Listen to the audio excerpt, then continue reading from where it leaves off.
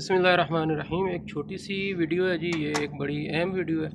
ये मेरे पास DC inverter है, एसी है। ये देखें, मैंने इसको चार्जिंग लीड लगाई हुई है और इसका अभी टेम्परेचर जो शो कर रहा है, सॉरी, स्टैंड प्रेशर है, ये 250 के लगभग शो कर रहा है, 230 35 या इस तरह शो कर रहा है।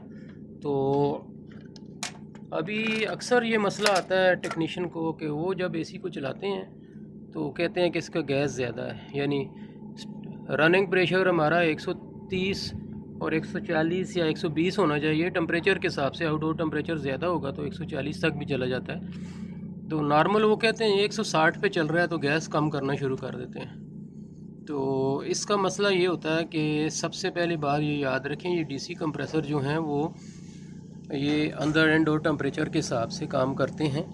यानी इंडोर टेम्परेचर ज़्यादा होगा तो ये फुल स्पीड पे चलेगा और उस सूरत में ये 120 तक आपकी जो है गेज की सुई को शो करेगा।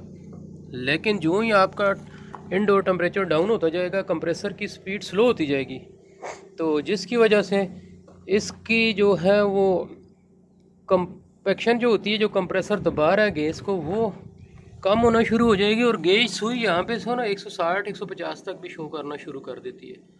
तो इसका मतलब ये नहीं होता है कि इसमें गैस ज़्यादा होती है, मतलब इसमें मसला ये आता है कि कंप्रेसर स्लो चल रहा है।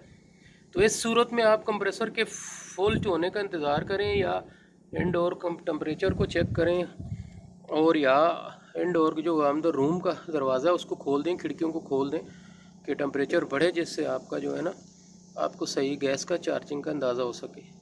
तो ये थी एक मालूमाती वीडियो। तो कभी भी ऐसा ना करें कि बोलें, अक्सर मेरे ने सुना कहते हैं गैस इसमें ज़्यादा है, गैस ज़्यादा नहीं होती है, सिर्फ मसला ये होता है।